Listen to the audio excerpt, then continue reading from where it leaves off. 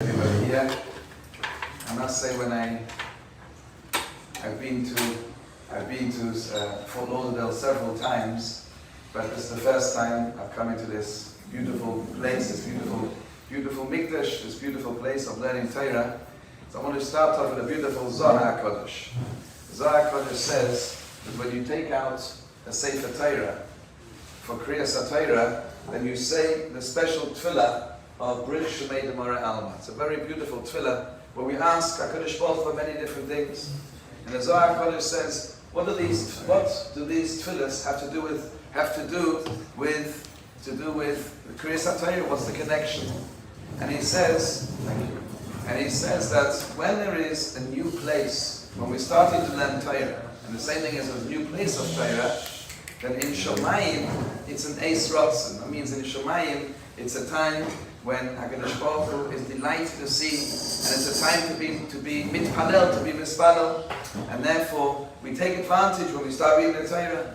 I think if one comes to a beautiful Beis HaMedrash, which is a place which attracts young people, it's a place of teaching Torah, which is for generations. I want to give you all a bracha, and the bracha is the last few lines. Yehi ravo kadomach. It should be the will of HaKadosh Baruch Hu. The siftat libchem b'iraisa. That all of your hearts should be opened in Torah. The sashrim, the siyavne, you should have children who also serve HaKadosh Baruch Hu. The sashrim, the shalim, the libchem, and you should open up your hearts. And all of you can answer, Amen. It's very difficult when one's asked to give a drasha, especially when you get a phone call from the other side of the Atlantic, to give a drasha. The question is, what do the people want to hear? So I want to share a chizuk that I feel I need every year, and maybe it's something which everybody feels the same way. I'll tell you a story. The story is like this. There was once a very wealthy man who was traveling along in the olden days, and he saw from his halting cart, he saw lying there on the floor was one of the Jewish drunkards, somebody who spent his life drinking alcohol, lying on the streets, and obviously leading a life without any purpose. So he said to his servants, I think we have to teach this man a lesson. So what are we going to do? The plan is like this. I'm asking you to take him, bring him into my huge mansion, and I want you to clean him up. He's got long nails, he hasn't cleaned himself. I want you to cut his nails, I want you to trim his hair, I want you to bathe him, and I want you to put him to sleep in one of our beautiful rooms there. And on the chair, put the clothes of a priest, of a galach, put a priest. And when he wakes up in the morning, when he wakes up from his drunkenness, talk to him as if you're talking to a galach, to a priest. Fine, it's a bit of fun. They take him, they clean him up, and they cut his nails, and they trim his hair, and they put on clothes on him, put him to sleep. And many hours later, maybe 12, 13 hours later, he wakes up, and he doesn't know where he is. He looks around, and he sees clothes, so he gets dressed. He looks in the mirror, he doesn't recognize himself. Who is this? Who am I? And he says to himself, what's going on here? I thought I was a Jew. I was a drunken Jew. And I'm looking in the mirror, I see that I'm a respectable galach, I'm a priest. So what am I? So he says, I'm not sure. Maybe I'm a priest. And really, all the thoughts of me being a drunken Jew is just a bad dream, a horrible dream of being a drunken Jew. Who wants to be a drunken Jew? It's just a bad dream. But what am I really? I'm a priest. Or maybe I'm a drunken Jew, and maybe I'm so drunk that I'm thinking now that I'm a priest. I'm not quite sure what I am. Where am I? What am I? What am I? Many of us go through a similar situation, especially after Rosh Hashanah, and especially we live in a generation where there's so many challenges. Many of us stand there on Rosh Hashanah and on Yom Kippur, and we stand in front of HaKadosh Baruch Hu and say, HaKadosh Baruch Hu, this year is going to be different. It's going to be different. I'm going to do this, or I'm not going to do this. And we stand there, and we shed even tears, and we're convinced that this is really what we want to do. And what happens is, a few weeks later, we're back to where we were. And things that we thought we would never do again, we would never go down those paths again, and we're going down those paths again. And then we have an identity crisis. Who are we? Are we the drunkard? Are we the Jew? Are we the Galach? What are we?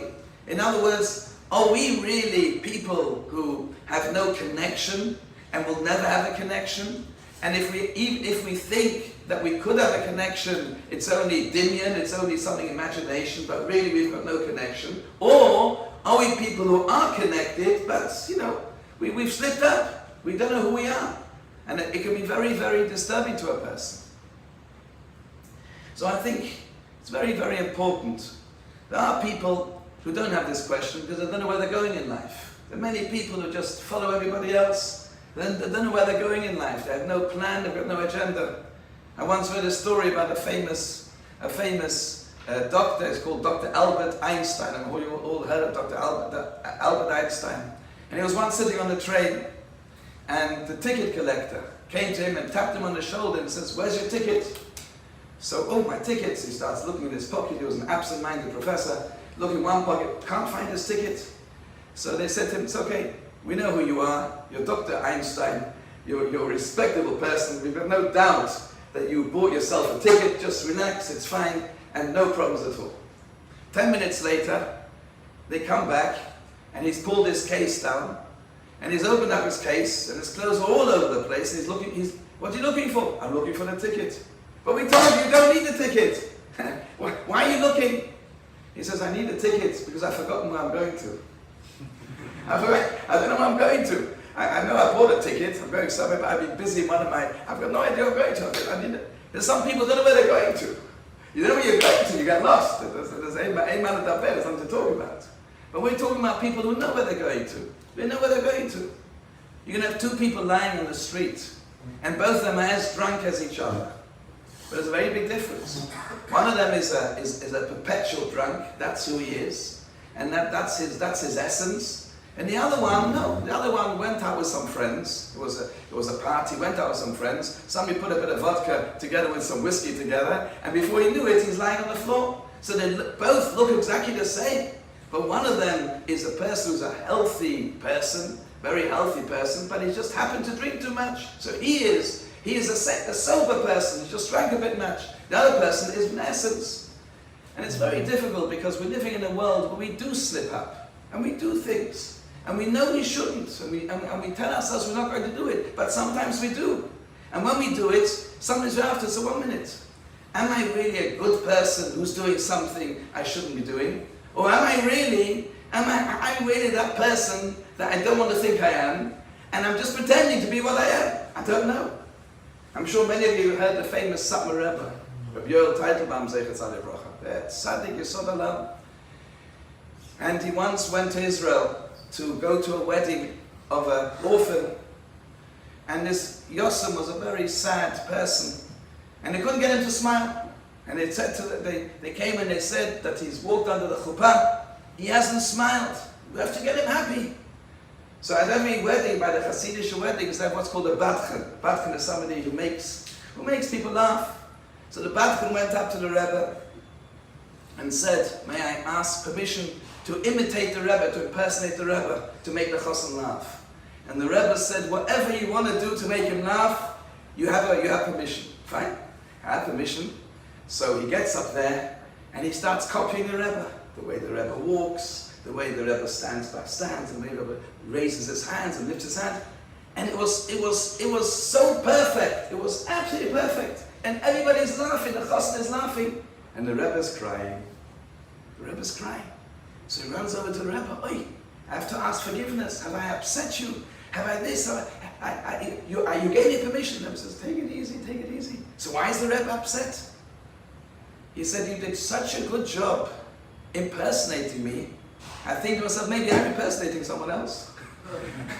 Who says I'm me? Maybe I'm someone else. Maybe I'm thinking about my father, my grandfather. Who says, how do I know I'm me? I can make a bracha here, I can have a yes. Amen. How do I know me? So, obviously, the first thing is a person has to know who they are. You gotta have a direction, not like Dr. Albert Einstein. And you gotta know what you're doing is because you want to do it. But then a person often has this conflict, and we all have it. You should know everybody has it on their level. you want to do things, and you stand on Rosh Hashanah and Yom Kippur, and all of a sudden, I want to explain that actually a bit clearer at this point. It's maybe a little bit clearer. I'm sure all of you, if I say a name, you remember a name. If I say a name, Ilan Ramon, does it mean anything to anybody here? Ilan Ramon? Ilan, hand up. Yeah, who was Ilan Ramon? Yes, who was it? Israeli astronaut. He was an Israeli astronaut. What was the Challenger? Was it called Challenger? Yes, so he went out of space. He went out of space, was the first Israeli. He went to the Sefer Torah. He kept Shabbos, he took kosher food, and he went up there, and on the re-entry into the Earth's atmosphere, there was some friction, and that it exploded. It was exploded, the whole thing went into a ball of fire, and unfortunately they were all killed. It was a tragedy. In America, it was a terrible tragedy. I think 20,000 people went hand in hand. 20 went hand in hand over the mountains, over the valleys, and they picked up something like 280,000 parts. It was a whole big, everyone was talking about it. But what's the lesson? It's a very important lesson. It was outer space, out of the Earth's atmosphere. But when you come into the Earth's atmosphere, there's a certain gravitational pull which made problems. And it created problems, a certain friction and a certain heat, and then it exploded. When we stand Yom Kippur, when we stand in Shul Yom Kippur, it's very easy, because on Yom Kippur, HaKadosh Baruch Hu takes us out into it's a day of Kedusha. And HaKadosh Baruch Hu raises us up. It's very easy on Yom Kippur to stand and say, I want to be the Lagoon this year, and I want to be this, I want to be that. It's very, very easy, because it's a day of Kedusha. But after Yom Kippur, we come back into the gravity. And all of a sudden, things are pulling us from all sides. All things that we don't want to do are pulling us back. So it does make sense that we have to understand ourselves. But I want to explain it clearer to everybody. My father, of blessed memory, my father told me that when he was in school, many years back, he went to a non-Jewish technical college. And he said in these colleges in England, maybe in America as well, there's a certain course that they teach. And one of the things they teach about is Greek mythology. Greek mythology this goes back to the 2,000 years. And one story they tell over is about somebody called Ulysses. Ulysses was a famous Greek traveler and a philosopher. And Ulysses wanted to go around, and he wanted to explore. And he heard there was something called that there was some beautiful singing. Now this is very interesting. There's a chidah. This actually comes from a Chazal already. There seems to be a sea creature that we don't know of today, but Chazal talk about it as a Ravid in Teres Kainim, as a Rashi in Bechayros, that it looks like what we call a mermaid. Is everyone here familiar with a mermaid? A mermaid is half of the lower part is a fish, and the upper part is a woman. And they talk about it. There's a chidah Midbar Kedemus which speaks about it, and there's a Ravid which speaks about it. And one of it is like this. These particular mermaids gather around very dangerous reefs. Reefs are huge rocks which are very, very dangerous. Very dangerous. And when they see a ship going past, a highly intelligent fish, they start singing. And they sing so beautifully that the ships are attracted towards the singing. And they keep singing until the ships get stuck amongst the rocks. And then the Chidah writes this, and the Chidah says, then the fish jump into the boats and they eat up the people. They're like sharks, they eat up the people. They're not sweet little fish, they eat up the people. But the music is so attractive that people, so you go along there, you see ships, you see skulls all over the ship. So Ulysses wanted to see it, but he knew that anybody who goes to see, anybody who goes to hear the music, it's called the music of the reefs. Anybody who goes to hear the music of the sirens. Mermaids are called sirens. Anybody who goes to hear the music of sirens, it's a suicidal trip. So this is what he did. He hired a boat. And he hired a dozen sailors. And he said to the sailors like this, we're going past there, but it's too dangerous for you to hear the music. So he put wax in their ears to deafen them. So all the sailors are deaf.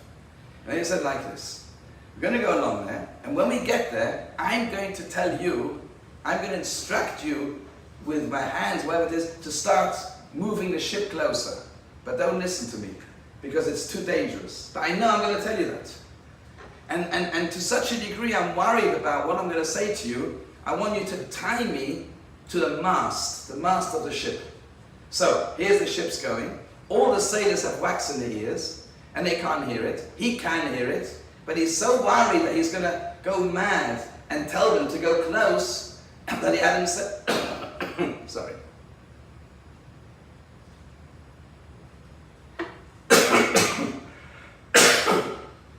He had himself tied to the mast of the ship.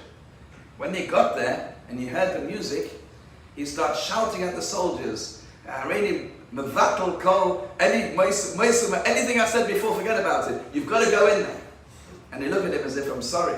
And he said, if you don't listen to me, I'm going to have you all hanged for mutiny. And they look at him like that.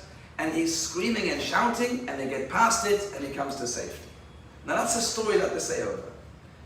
And the question is, why did they say the story over? What's the moral of the story? What's it teach you? And I think it teaches you the following. The Greeks, this is the time of Hanukkah, the Greeks were the most immoral nation in the world. They're the most immoral nation. And they wanted to train the next generation to be the same way. So they want to give over a message. And this story gives over a message. And the message of the story gives us a very simple message. And this is a very simple message. And the message is like this. We, human beings, are like animals. Animals have impulses, and we have impulses. And you cannot control an impulse. If you want to do something, you'll do it. Because that's what we are. We're human beings. We're going to do it. This is what we're going to do. We can't control it. And if we're not able to control, we can't control it. So the message of the story was, don't try and control your impulses. If you want to do something, you want to steal, you want to be immoral, you want to, just go ahead. Just go ahead.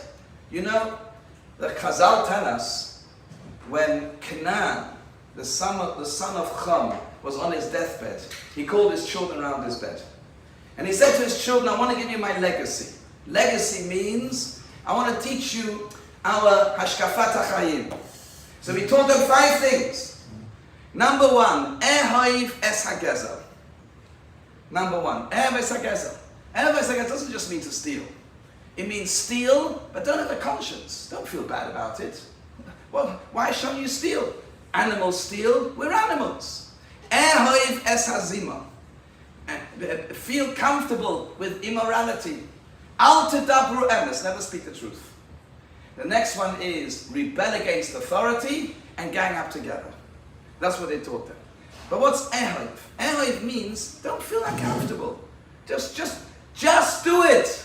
Whatever you want to do. What's stopping you? That is what he taught his children.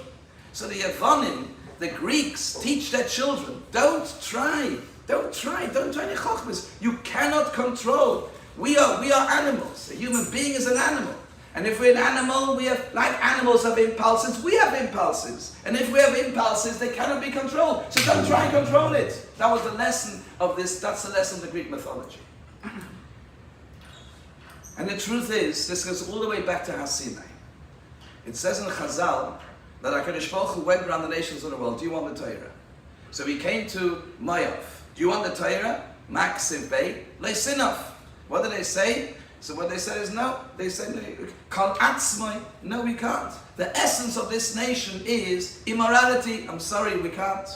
Went to the next one, and he said, what is it? You mustn't steal. You can't. Kol atzmai. Kol atzmai means the essence of the nation is. And he went around each one.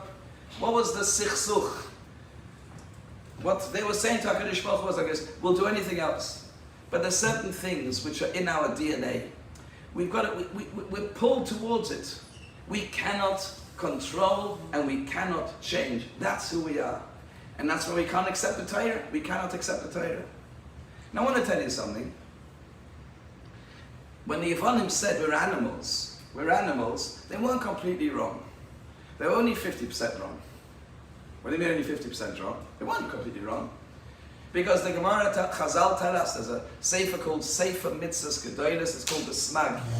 And the Smag writes like this, on day 2 of Briat Olam, HaKadosh Baruch Hu created Malachim, angels. Angels have got no physical interest at all. They have no interest in anything physical. All they want to do is Ritzon Hashem. You take an angel and you take him to a Chinese restaurant and you say, let's give you a nice meal. Not interested. Not interested in anything else. They're interested in Ritzon Hashem. On day 5 and 6, HaKadosh Baruch Hu created animals. Animals have one interest: to eat, to drink, and to sleep. Nothing else. Eat, drink, and sleep. No other interest. No interest. So these two creatures are completely different. We have a malach who's a complete kadosh, and we have an animal which is complete chulin and absolutely no connection at all. Said the Smag, both of these animals were created complete. The Torah says, "Vayar Hashem ki toiv," they're complete. There's nothing else to do. But on Erev Shabbat, HaKadosh Baruch Hu said, I'm going to take a malach, and I'm going to take an animal, I'm going to put them together, and I'm going to wire them together. They're going to be wired together, and you're going to have two conflicted interests in one person. The Gemara says that a person is compared to an animal in 3 ways, and compared to a malach in 3 ways. That's why it says B'Tselem Elikim, and the Mefarshim say Elikim means a malach, because we're compared to a malach. So the truth is, we all have to realize that we have an animal inside us. In fact, the Zohar Kodesh says, not just a animal. We have every animal in the world, the character traits of every animal in the world we have inside us. I don't know if I have them here. If anybody remembers, there's a cereal called Shreddies. And Shreddies looks like it's... Shreddies, years back, they had an advert. And the advert was like this. They said that there was something called a hunger monster. If you don't give your children, if your children are hungry, the monster's going to come out. So what they said to them was, make sure your children have Shreddies before they go to school. It keeps the hunger monster under control. Now they're 100% right. Every one of us has a monster inside us. And Rabbi Chanan Wasserman writes, we're zookeepers. We've got to keep the animal at bay. I mean, look at some of the animals. You know, in London there's a zoo. And one of the most famous zoos in the world. And there's certain places where you have a picture taken. You put your head through and you take a photo. And one of them, underneath it says, the most dangerous animal in the world. And you put your head through. Do you understand? Because we are the most dangerous animal in the world. Take Stalin. Stalin killed 30 million people. Hitler killed maybe 20 million people. No animal's ever done that. Potentially, a human being is a very dangerous animal. But we have to learn control. We have to learn control. And that's something we have to understand. When we have to learn control, and when we have, if every one of us is made of 2 parts, we have to understand that right through life we have a milchama. Right through life we have a war. There's a game in England called a tug of war.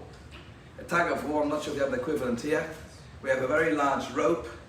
And imagine a rope the length of the base of Medrash, and you have 2 teams. You have 20 people on one, on the other you have a line, and each one has to pull the other one over, right? Yes? It's called a tug of war, they call it. And they pull one way, they pull the other way. Every one of us has inside us, we have a milchama. And we have to realize we're fighting. When we're fighting all our life, and when you're fighting, then you lose. When you're fighting, you lose. They say you can lose many battles and win the war. You can lose many battles, you can't. Nobody wins every battle. And you can lose, and we do fall, but HaKadosh Baruch Hu is not looking for perfection. HaKadosh Baruch Hu is looking for direction. I want to share with you something fascinating.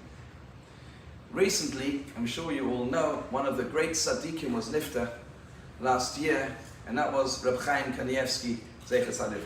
Very great tzaddik. So I spoke shortly afterwards.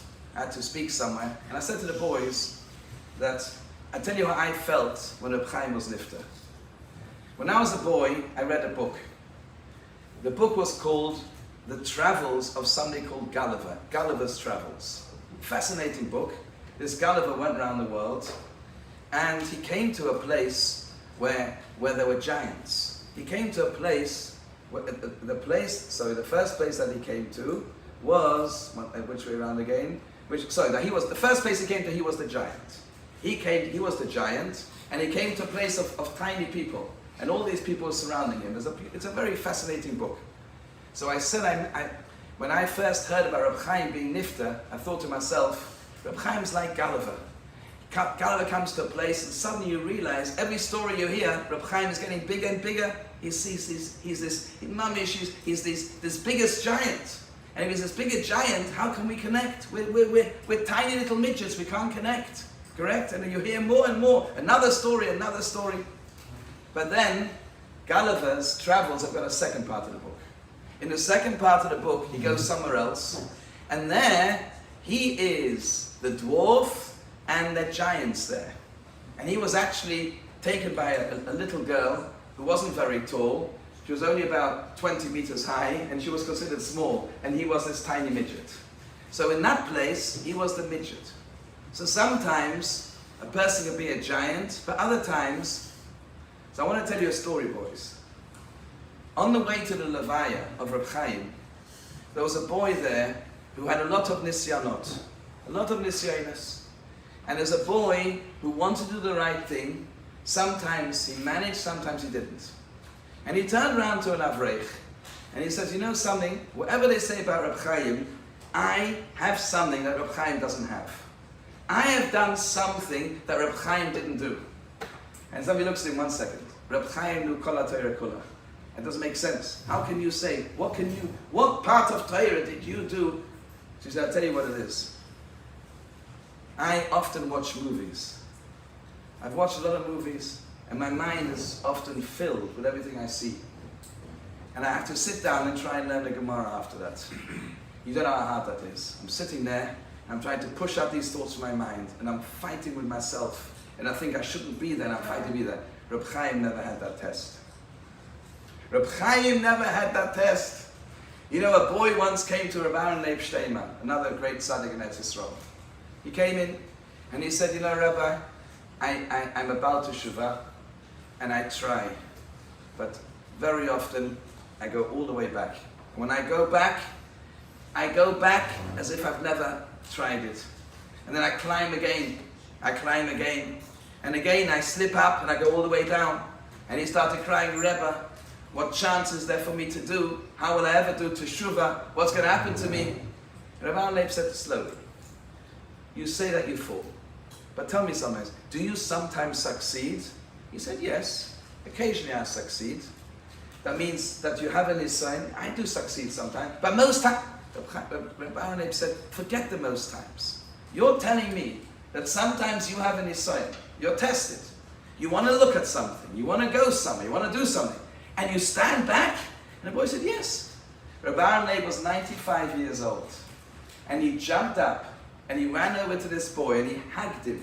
And he said, I want you to know that the Rambam writes that somebody who has a nisayon and manages at that moment to overcome the nisayon, at that moment, says the Rambam, he's as great as Yosef HaTzadik. The Rambam writes that, as Yosef HaTzadik.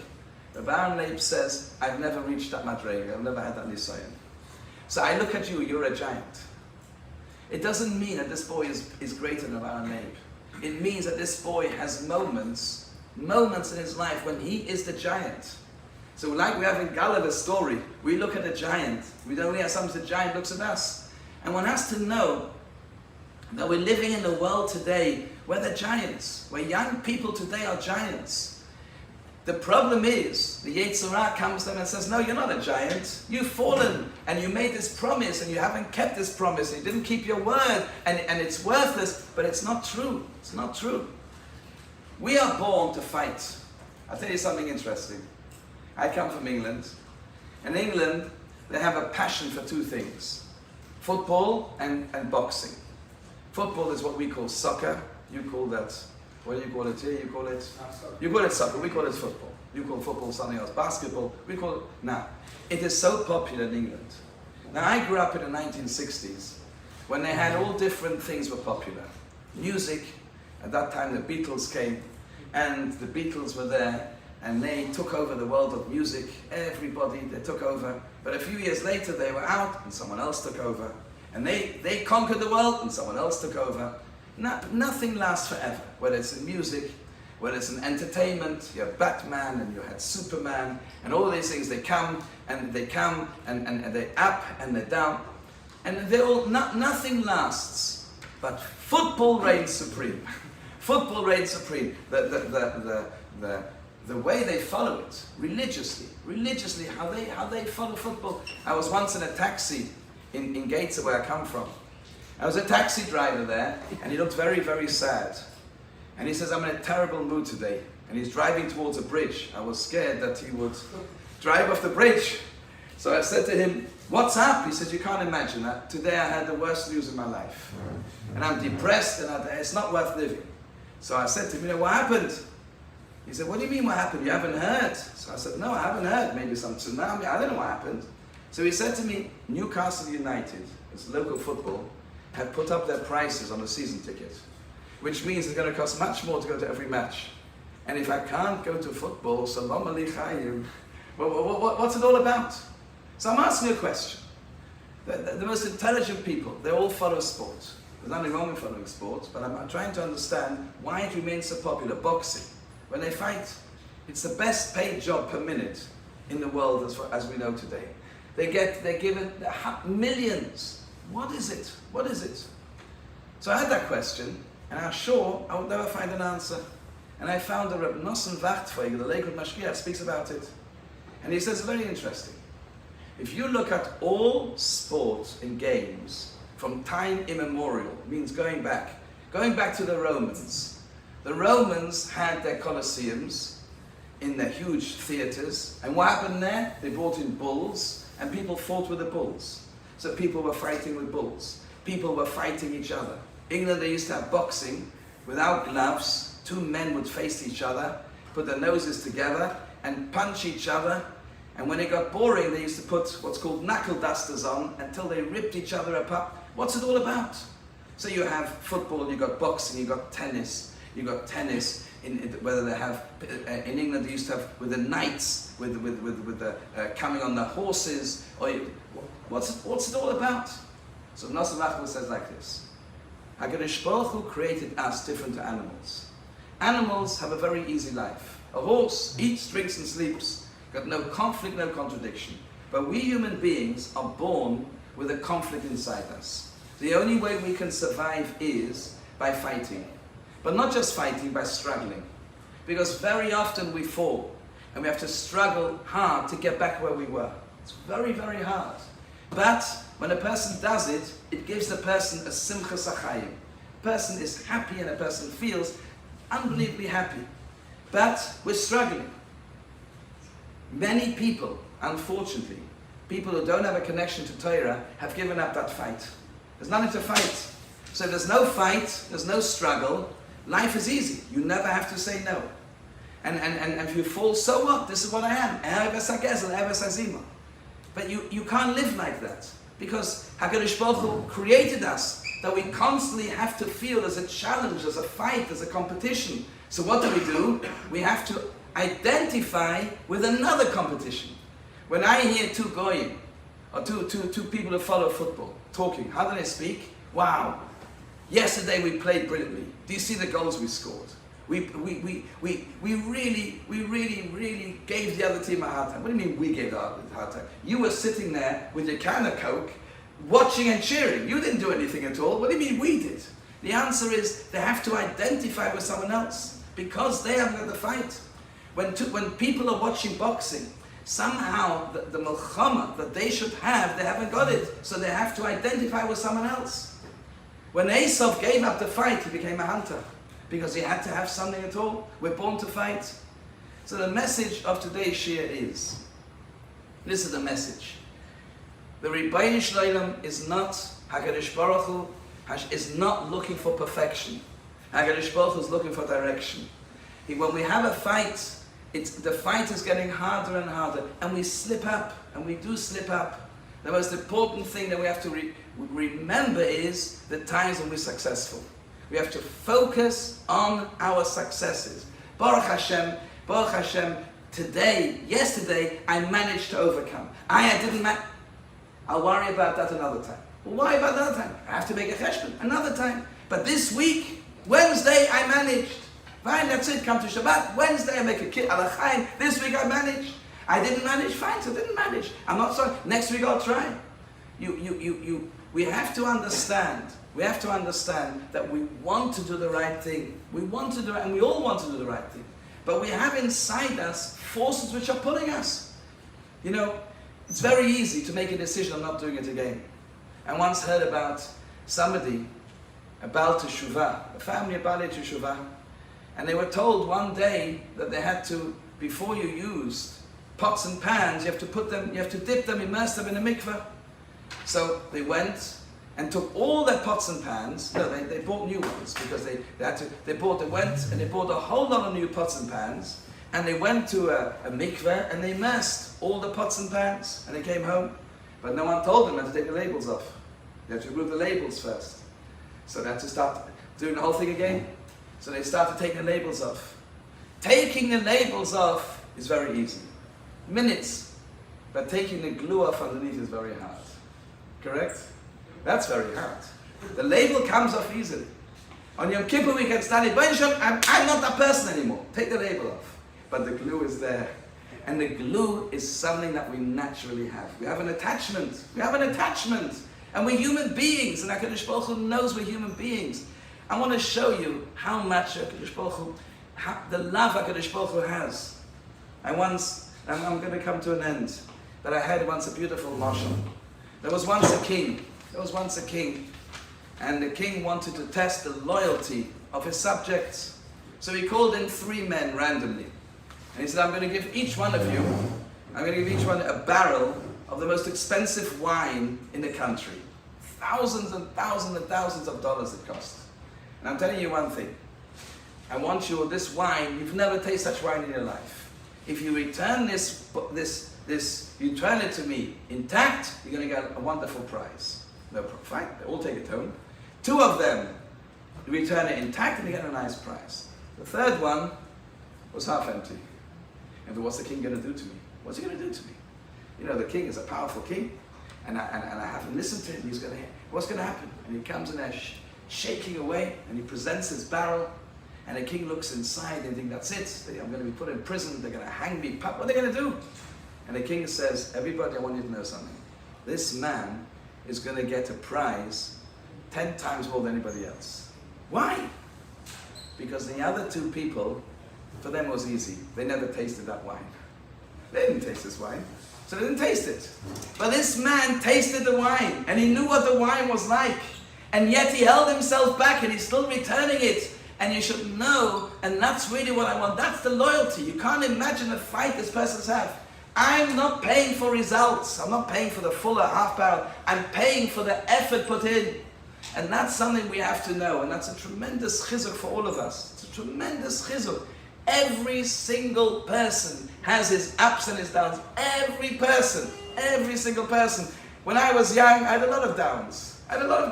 You know, it was very difficult. And I remember sitting down, shedding many tears at times. I thought I was there, and all of a sudden, I thought I'm the Malach, and all of a sudden I think I'm the Galach. You understand?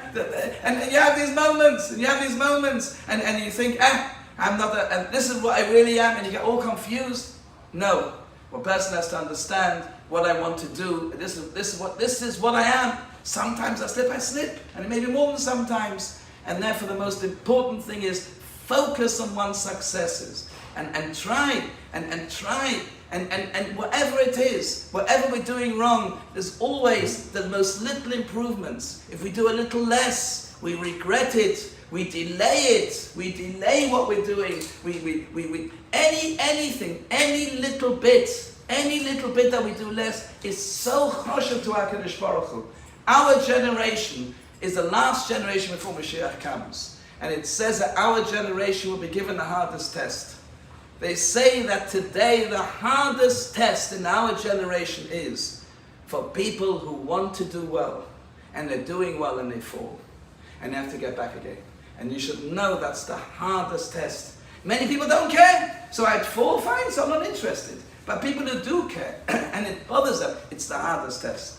You hear outside that all of us should All of us want to do the right thing. HaKadosh Baruch Hu should help us, give us that strength. Give us that strength to be able to always do the right thing. And HaKadosh Baruch Hu should give all of you, bless all of you with wonderful lives, wonderful families, and you shall have success in everything that you do. Amen. Amen.